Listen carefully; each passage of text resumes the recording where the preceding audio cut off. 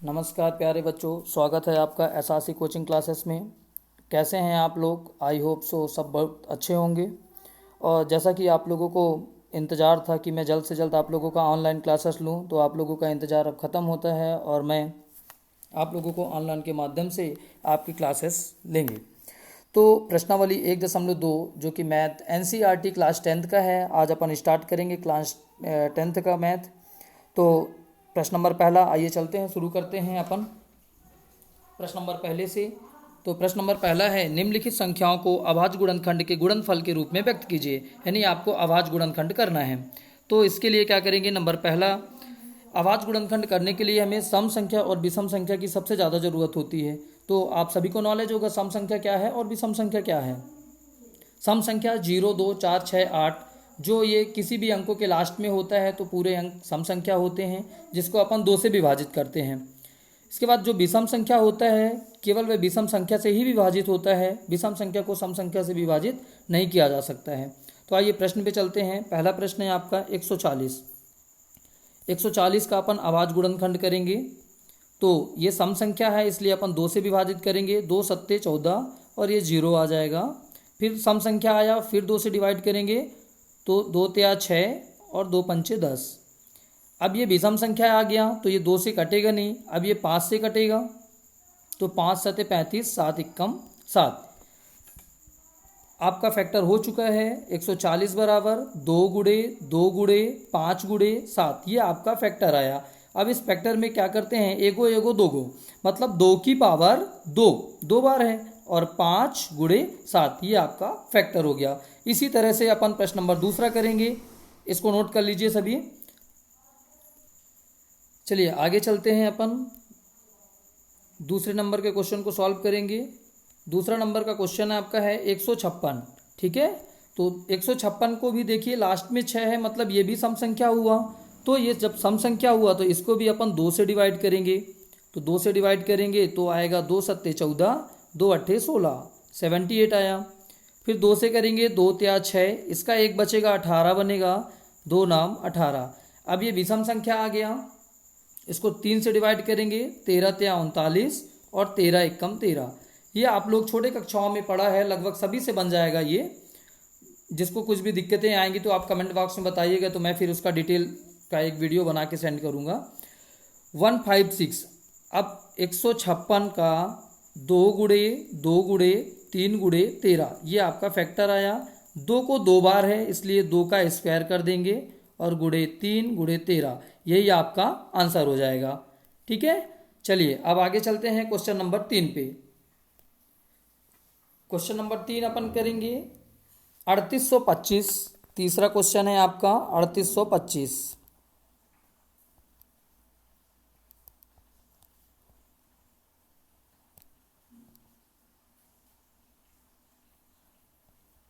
अड़तीस सौ पच्चीस।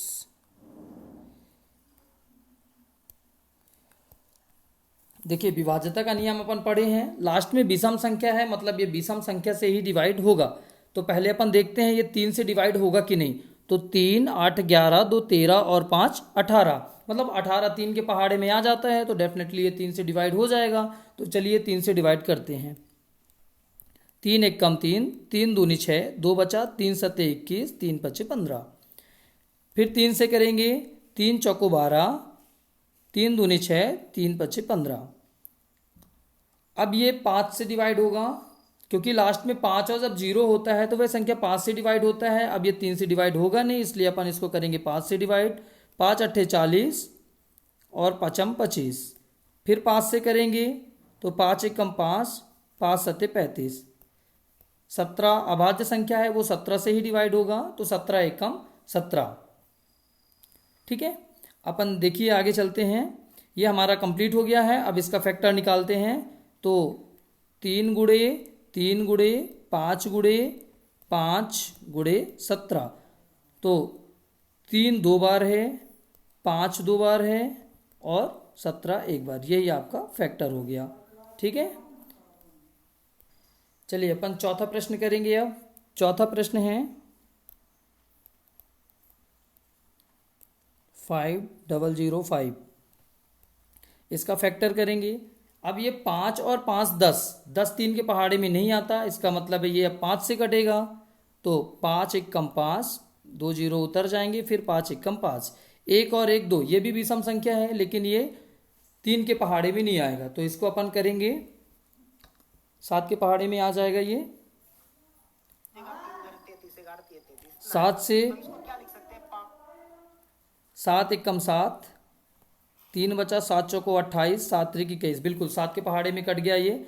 अब 143, ये 11 के पहाड़े पे आएगा, 11, 11 एक कम 11, 11 तिया 33 और 13, 13 अभाज्य संख्या है, ये 13 के पहाड़े में ही आएगा। ठीक है, अब देखिए क्या क्या आया। 5005 का 5 गुड़े 7 गुड़े 5005 का जो फैक्टर आया है वो 5 गुड़े 7 गुड़े 11 गुड़े 13, यही आपका फैक्टर हो गया, यही आपका आंसर है। ठीक है, अब अपन चलते हैं क्वेश्चन नंबर 5 की ओर। अपन चलते हैं अब 5वें प्रश्न की ओर। ये 5वां नंबर का क्वेश्चन है हमारा, ये 7429, 7429। आइए इसको करते हैं फैक्टर। तो 7 4 11 2 13 और 9 22, जो कि 3 के टेबल पे नहीं आएगा, तो ये कटेगा आपका 17 के पहाड़े पे। ठीक है, तो आइए 17 के टेबल पे देखते हैं।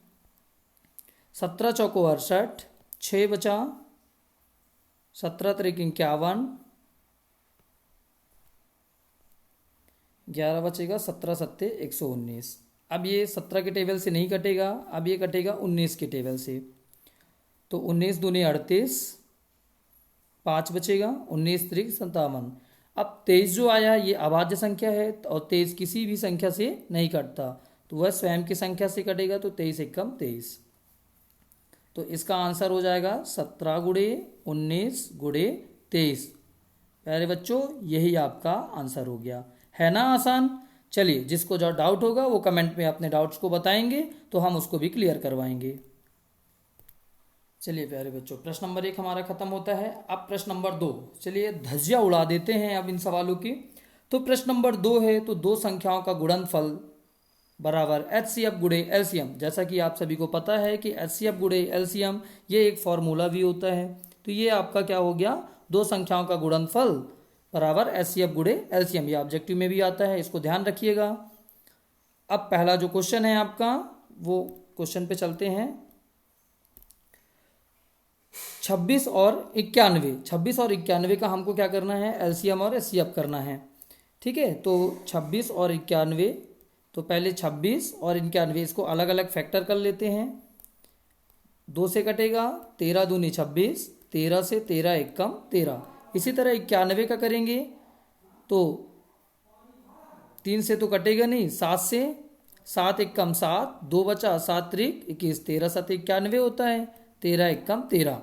ठीक है, HCF करते हैं।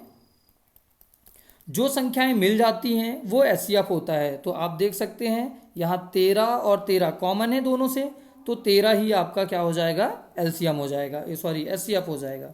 अब अपन LCM करेंगे, तो LCM क्या होता है, कैसे निकालते हैं LCM। जो मिलता है उसको अपन एक बार लिखते हैं और जो नहीं मिलता है उसको अपन बार बार रिपीट करते हैं। जैसे 2 एक ही बार है, फिर 13, देखिए ये 2 बार है 13, तो आपको एक बार ही लेना है। फिर इसके बाद आइए इसमें 7, ये एक ही बार है तो एक ही बार रखना है, और 1, ये हमारा हो गया LCM। आइए गुणा कर लेते हैं, तो 13 दूनी 26 और 26 का गुणा अपन को 7 पे करना है, तो 26 गुणे 7, 7 छंग 42, 7 दूनी 14 4 18, 182। तो यही आपका, ये आपका LCM हो गया और ये HCF हो गया। प्यारे बच्चों, यही आपका आंसर है। ठीक है, चलिए सेकंड नंबर की ओर चलते हैं। अब नोट करिए इसको सभी। चलिए, ये आपका हो गया HCF और LCM हमने निकाल लिया। ठीक है, याद रखिएगा HCF आया है 13 और HCF के बाद LCM जो है वो 182। आइए अपन जांच करते हैं हमने जो किया वो सही है कि नहीं। ठीक है, तो जैसा कि हमारा फॉर्मूला है वो क्या है, दो संख्याओं का गुणनफल। हमारे पास दो संख्याएं कौन कौन सी थी, 26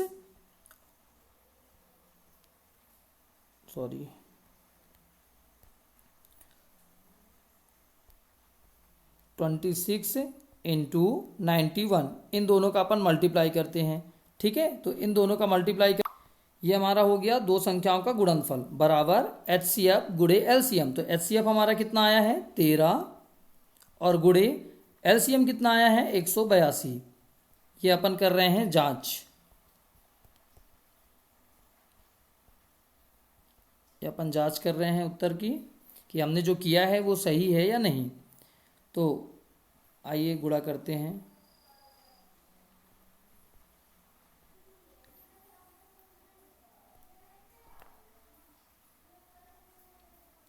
तो इन दोनों का अपन गुणा करते हैं, तो गुणा करने पे हमारा आएगा 2366, और इधर का गुणा अपन करेंगे तो भी आएगा हमारा 2366, और दोनों का गुणा करने पे हमारा बराबर आएगा। मतलब दो संख्याओं का जो गुणनफल है वो LCM गुणे HCF के बराबर है। इस तरह से अपन जांच कर लेंगे। ठीक है, जिसको समझ में नहीं आएगा कमेंट बॉक्स में अपना डाउट्स लिखेंगे, हम आपको आपके डाउट्स को क्लियर करवाएंगे। अब अपन आगे चलते हैं। चलिए अपन दूसरे प्रश्न की ओर चलते हैं। दूसरा नंबर का हमारा क्वेश्चन है 510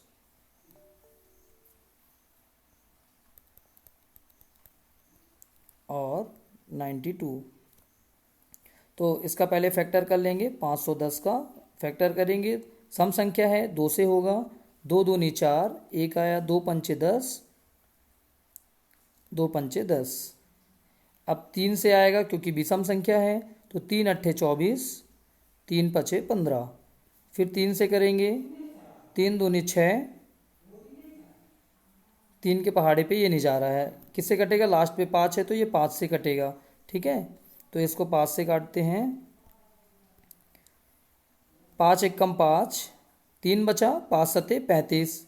अब 17 के पहाड़े पे तो 17 एकम 17। इसी तरह अपन 92 का फैक्टर कर लेंगे। आई होप सो फैक्टर सभी से बनता होगा। तो फैक्टर करेंगे 2 से, 2 चौको 8, 1 आया, 2 चौके 8 हो गया, 2 छक्का 12। फिर 2 से करेंगे, 2 दूनी 4, 2 त्या 6। अब ये 23 चूंकि अभाज्य संख्या है हमारा, तो अभाज्य संख्या से ही कटता है। ठीक है, अब आइए चलते हैं, इसको HCF निकालेंगे और HCF के बाद LCM निकालते हैं। तो सभी को पता है HCF क्या होता है। HCF जो मिलता है वो HCF होता है। ठीक है, तो हमारा देखो 2 कॉमन है, और क्या कॉमन आ रहा है, और कोई कॉमन नहीं है। 3 भी किसी से नहीं मिल रहा, 5 भी नहीं मिल रहा, 17 भी किसी से नहीं मिल रहा। तो 2 का अपन पेयर बना रहे हैं, 2 का कॉमन है हमारा, तो HCF कितना हो जाएगा 2। अब आते हैं LCM। तो LCM कैसे करते हैं, जो मिलता है उसको एक बार लेना है, और जो एक ही बार है उसको तो रखना ही है। तो LCM में देखिए ये 2 है, आपने 2 रख लिया, ये 2 इससे मिल रहा है तो एक ही बार लेंगे।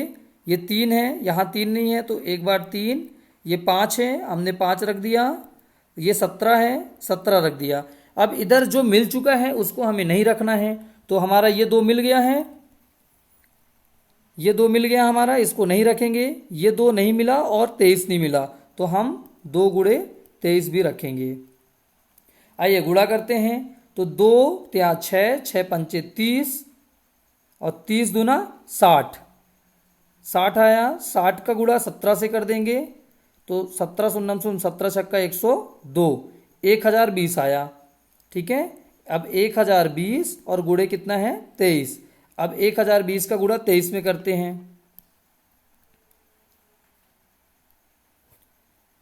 तो सभी को तो गुणा करते आता है, नहीं तो अपन छोटे फॉर्म पे गुणा करते हैं। 3 शून्य शून्य, 3 दूनी 6, 3 शून्य शून्य, 3 एकम 3, 2 शून्य शून्य, 2 दूनी 4, 2 शून्य शून्य, 2 एकम 2, 0 6 4 9 और 2, 29,460। कितना आया 29,460। तो यही हमारा क्या हो गया, आंसर हो गया LCM का। सॉरी थोड़ी मिस्टेक हो गया है, ये 0 है अपना, तो 3 0 ये आएगा 23,460, ये आपका आंसर होगा। ठीक है, अब जांच करते सभी से बन जाएगा। जांच कैसे करना है, हमारे पास 2 संख्या दिया है। कौन कौन सी 2 संख्याएं हैं, हमारे पास 2 संख्याएं था 510 और गुणे 92, और हमारा जो HCF आया है वो कितना है 2, और LCM 23,460। ठीक है, इन दोनों का अपन गुणा करेंगे और इन दोनों का गुणा करेंगे, दोनों का गुणा सेम आएगा, यही आपका हो जाएगा आंसर। अगर दोनों की वैल्यू बराबर आती है तो ये आपका उत्तर की जांच है हो जाएगा और आपका ये सही हो जाएगा। अभी हमने दो संख्याओं का गुणनफल किया, अभाज्य गुणनखंड एचसीएफ और एचसीएम ज्ञात किए। अब अपन करेंगे तीन संख्याओं का एलसीएम और एचसीएफ ज्ञात करना सीखेंगे। ठीक है, तो प्रश्न नंबर 3 है, अभाज्य गुणनखंड विधि द्वारा निम्नलिखित पूर्णांकों के एचसीएफ और एलसीएम ज्ञात कीजिए। ये आपका प्रश्न नंबर 3 है, ये क्वेश्चन है। इसको अपन देखेंगे 12, 15 और 21। ये 12, 15 और 21 ये हमारा क्वेश्चन रहेगा।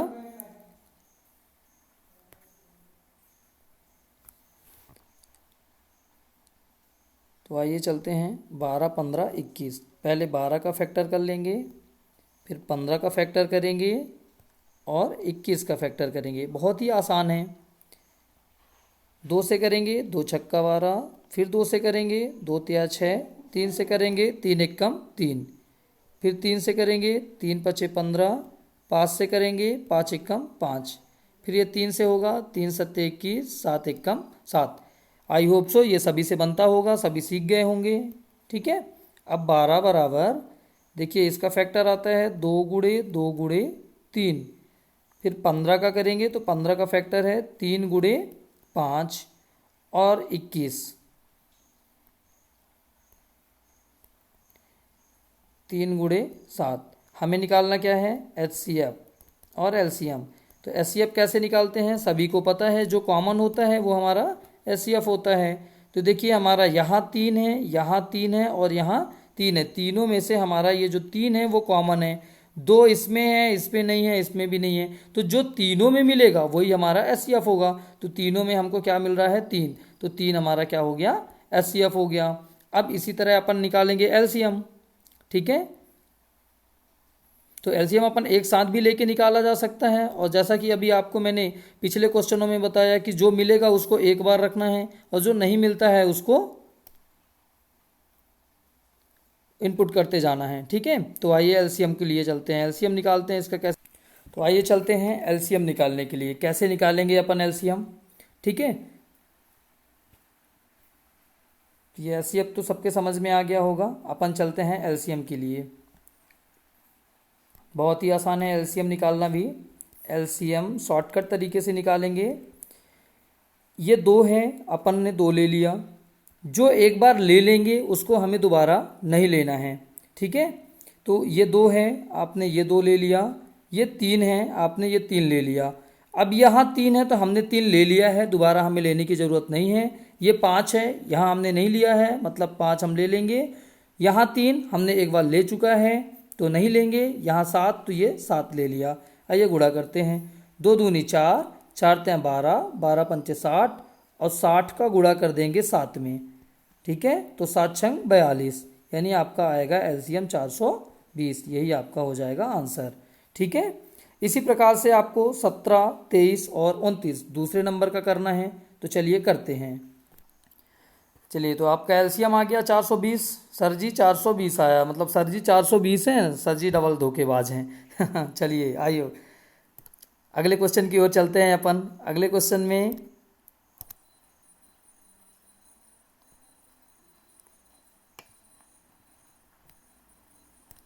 अगला क्वेश्चन है हमारा 17, 23 और 29। ये क्वेश्चन है हमारा 17, 23 और 29। ठीक है, तो 17 यहाँ अलग अलग पहले फैक्टर करेंगे। 17 है तो 17, 17, 23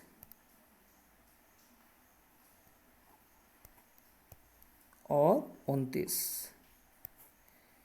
ठीक है, सभी देखो यहाँ 17, 23 और 29 तीनों संख्याएं क्या हैं, अविभाज्य हैं। और अविभाज्य संख्याओं का फैक्टर क्या होता है, अपने ही संख्या से होता है। तो 17 एकम 17, सॉरी यहाँ 23 है तो हो जाएगा 23,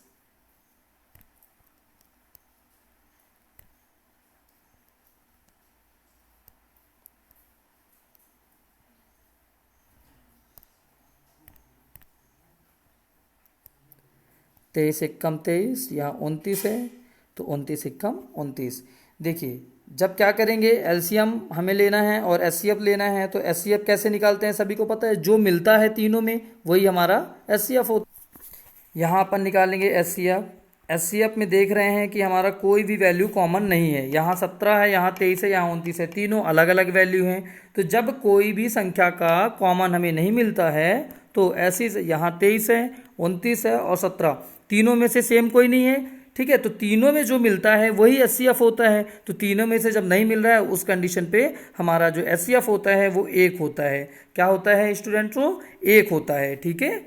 चलिए एलसीएम निकालने के लिए चलते हैं। तो एलसीएम निकालेंगे तो क्या हो जाएगा, एलसीएम में सबसे पहले आया 17, तो 17 गुणे 23 गुणे 29, इसका गुणा करते हैं तो हमारा निकलेगा एलसीएम, ठीक है। चलिए आगे बढ़ते हैं। तो 17 का गुणा अपन 23 से करते हैं, तो 17 त्रिक 51, एक आएगा, 17 दूनी 34 और 5 39, 391 आया और गुणे 29, इसमें 29 का गुणा कर देंगे तो 9 एक कम 9, 9 नाम 81, 8 आएगा हासिल इसका, 9 त्रिक 27 और 8 35, 2 का करेंगे, 2 एक कम 2, 2 नाम 18, 2 तेरह 6 और 1 7, 9, 2 एक 3, 8 5 13, 7 3 10 और 1 11, 11,339, यही आपका एलसीएम हो गया। आई होप सभी को समझ में आ गया होगा। जिसको समझ में नहीं आएगा तो आप हमें बताइएगा ज़रूर, हम आपकी समस्या का समाधान ज़रूर करेंगे। मैं उम्मीद करता हूँ सभी को एचसीएम और एलसीएम निकालते बनने लगा होगा। चलिए एक और क्वेश्चन देखते हैं, तीसरा 8, 9 और 25, इसको भी देख लेते हैं। जिसको समझ में नहीं आया होगा वो अब इसमें से और देख लीजिएगा, कहीं इस बार समझ में आ जाए, ठीक है। तो हमें अगर 2 संख्या दिया होता है तो हम 2 संख्या से फैक्टर निकालते हैं, 3 संख्या दिया होता है तो तीनों में से कॉमन, जो कॉमन निकलता है वही हमारा एचसीएफ हो जाता है। तो यहाँ पास हम लेते हैं, तीसरा क्वेश्चन है हमारा 8, 9 और 25, तो 8 अलग करेंगे, 9 और 25, 2 से कटेगा, 2 चौके 8, 2 से 2 दूनी 4, 2 एक कम 2, यहाँ 3 से 3 त्रिकाय 9, 3 एक कम 3, और ये 5 से कटेगा, 5 25, 5 एक कम 5। उम्मीद है गुणनखंड करते सभी से बनता होगा, ठीक है। अब इसमें अपन निकालते हैं एचसीएफ, निकालेंगे सबसे पहले। हमें निकालना है एचसीएफ और एलसीएम, तो पहले निकालेंगे एचसीएफ। तो कैसे निकालते हैं एचसीएफ, जो तीनों में हो, क्या कॉमन है, देखो यहाँ भी 2 है, यहाँ 3 है, यहाँ 5 है, तीनों में कॉमन नहीं है, तो ऐसे कंडीशन में एचसीएफ क्या होता है, 1 होता है। और एलसीएम कैसे निकालते हैं, एलसीएम निकालेंगे एक बार लिखना है, तो यहाँ पास देखिए 2, ठीक है, सभी देख रहे हैं ना 2। चलिए एलसीएम में यहाँ 2 है, देखिए हमने 2 ले लिया, यहाँ फिर 2 है, फिर 2 ले लिया, फिर 2 है, फिर 2 ले लिया। अब यहाँ अगर ये 2 वापस होता तो नहीं लेते, यहाँ देखिए 3 है जो अभी हमने नहीं लिया है तो 3 ले लेंगे, ये 3 है हमने नहीं लिया है तो फिर से 3 ले लेंगे, ये 5 है हमने नहीं लिया तो 5 ले लेंगे, और ये 5, ठीक है। आई होप सबके समझ में आ गया होगा। अगर जो चीज़ें मिल रही है उसको एक बार रखना है और जो चीज़ें नहीं मिल रही है उसको उसी को उतारते जाना है। अब गुणा करेंगे, 2 दूनी 4, 4 दूनी 8, 8 त्रिक 24, 24 त्रिक 72, ये 72 आया, और गुणे 5 25, गुणा कर देंगे, 25 दूनी 50, 5 आएगा, 25 सत्ते 175 और 5 180, यानी 1800, हमारा जो एलसीएम आया वो 1800 आया, ठीक है बाबू, समझ में आ गया सभी को। प्रश्न नंबर 3 इस तरह से समाप्त होता है। अब आगे चलते हैं अपन प्रश्न नंबर 4 की ओर। बहुत इंपॉर्टेंट क्वेश्चन है एग्जाम की दृष्टि से, प्रश्न नंबर 4 ये एग्जाम पे आता है, इसको आप लोग बहुत अच्छे से देखिएगा। तो चौथा नंबर का जो हमारा क्वेश्चन है उसको करने के लिए अपन चल रहे हैं चौथा नंबर। आपको दिया है क्वेश्चन HCF बराबर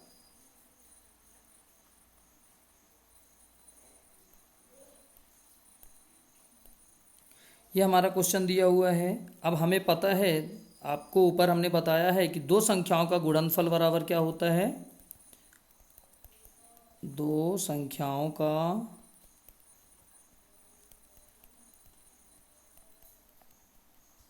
गुणनफल बराबर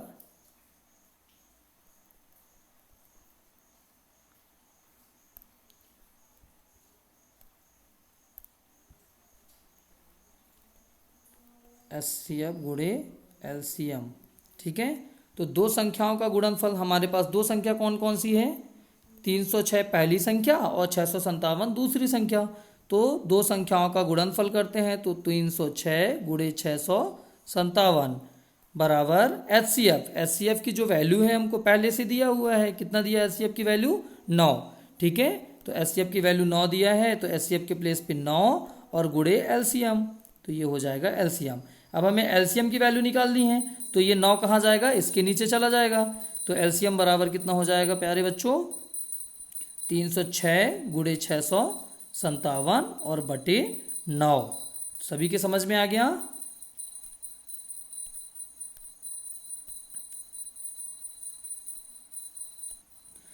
चलिए इसको काट लेते हैं।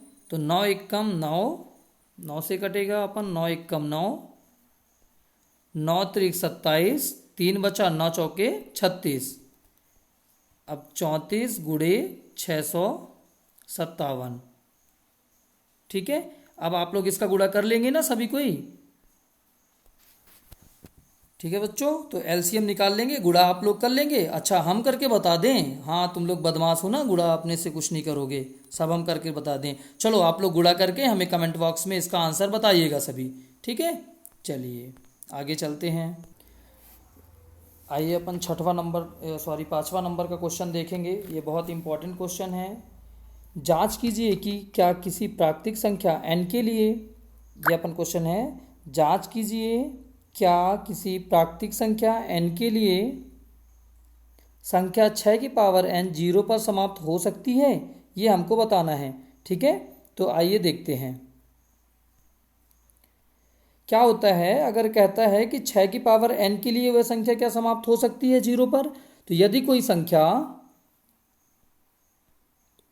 संख्या 0 पर समाप्त होता है या होना चाहता है, ठीक है, तो उसका अभाज्य गुणनखंड कम से कम क्या होना चाहिए, 2 या 5 होना चाहिए। अगर अभाज्य गुणनखंड 2 या 5 होगा तभी वह संख्या 0 पर समाप्त होगी। ठीक है, तो चूंकि 6 का गुणनखंड करने पर हमारे 2 या 5 के रूप में नहीं है। क्यों, कैसे नहीं है, देखो जैसे 6 का गुणनखंड हमारा कितना होता है, 2 और 3 होता है, लेकिन हमें 0 पर समाप्त करने के लिए क्या चाहिए, 2 और 5 चाहिए। ठीक है, तो यह कभी 0 पर समाप्त नहीं हो सकता है क्योंकि हमारे पास 2 5 नहीं है, बल्कि क्या आ रहा है, 2 और 3। इसलिए किसी भी प्राकृतिक संख्या n के लिए 0 पर समाप्त नहीं होगा। ठीक है, किसी को समस्या है अगर, तो आप हमें कमेंट जरूर करके बताइएगा, हम आपके समस्या का समाधान करेंगे।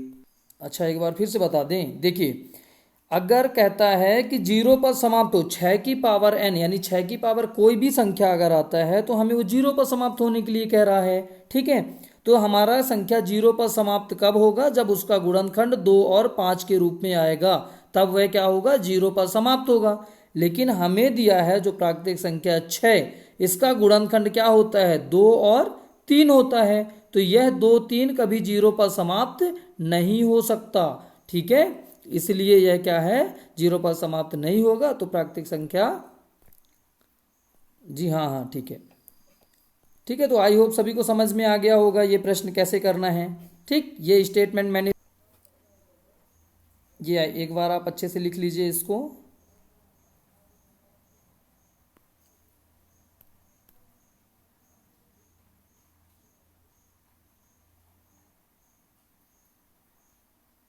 ठीक है, आइए अपन आगे बढ़ते हैं। चलिए प्यारे बच्चों, अपन क्वेश्चन नंबर अब 6 पे आते हैं। 6 पे है, व्याख्या कीजिए कि 7 गुणे 11, ठीक है, 7 गुणे 11 गुणे 13 प्लस 13 और 7 गुणे 6 गुणे 5 गुणे 4 गुणे 3 गुणे 2 गुणे 1 और प्लस 5 भाज्य संख्याएं क्यों हैं। आपसे क्वेश्चन कह रहा है भाज्य संख्याएं क्यों हैं। ठीक है, तो आइए देखते हैं। आप सभी को पता है कि भाज्य संख्या क्या होता है। भाज्य संख्या वह संख्या होता है जो किसी के टेबल पे आ जाए। ठीक है, तो भाज्य संख्या अपन देखेंगे। भाज्य संख्या क्या होता है? वह संख्या जिनका फैक्टर मिनिमम 3 होना चाहिए। कितना होना चाहिए? 3। जैसे सपोज के लिए हमारे पास यहाँ है 4। ठीक है, 4 का फैक्टर हमारा क्या होता है? 4 का फैक्टर होता है 2 गुणे 2।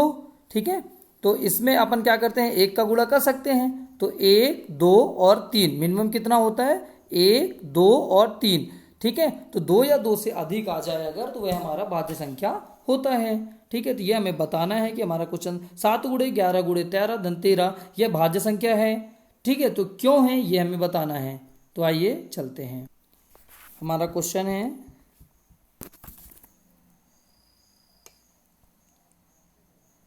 7 गुणे 11 गुणे 13 और प्लस 13।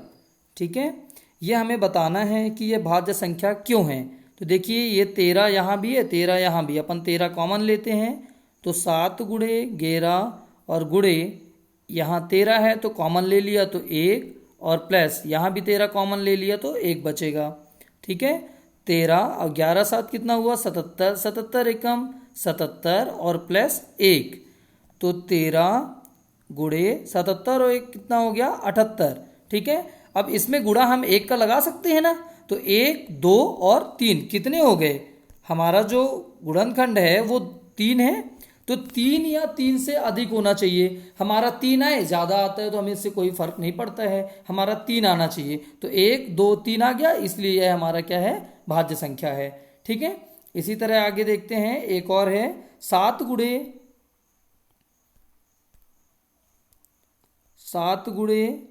6 गुणे 5 गुणे 4 गुणे 3 गुणे 2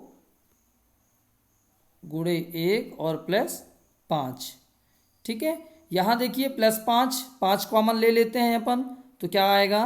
7 गुणे 6 गुणे 5 कॉमन निकाल दिए तो 1 आ जाएगा इसके प्लेस पे, फिर 4, 3, 2 और 1 और प्लस ये 5 है, कॉमन निकल गया तो बचेगा क्या? 1। अब गुणा करते हैं। 7 छंग 42, 42 आया और गुणे 4 ते 12, 12 दूनी 24 और प्लस 1।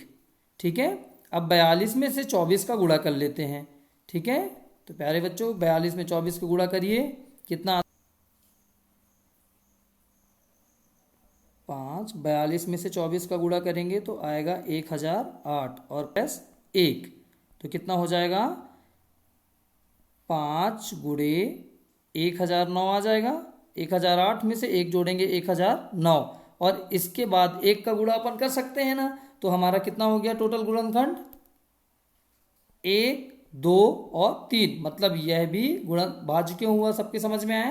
क्योंकि इसका भी क्या है? 3 या 3 से अधिक का फैक्टर होना चाहिए गुणनखंड के लिए। ठीक है, अगर हमारा 3 या 3 से अधिक का फैक्टर है तो वह संख्या हमारे लिए कैसी संख्या होगी? भाज्य संख्या होगा। समझ में आया सभी को?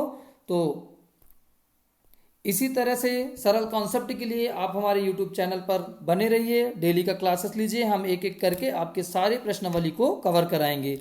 जिसको जहां समस्या आए, जहां दिक्कतें आ रही है, वो कमेंट बॉक्स में हमें बताएं, हम उसके उस टॉपिक को जरूर क्लियर करेंगे। ठीक है, हमारे चैनल को ज़्यादा से ज़्यादा सब्सक्राइब करें, शेयर करें और बेल आइकन दबाना बिल्कुल ना भूलें। नमस्कार।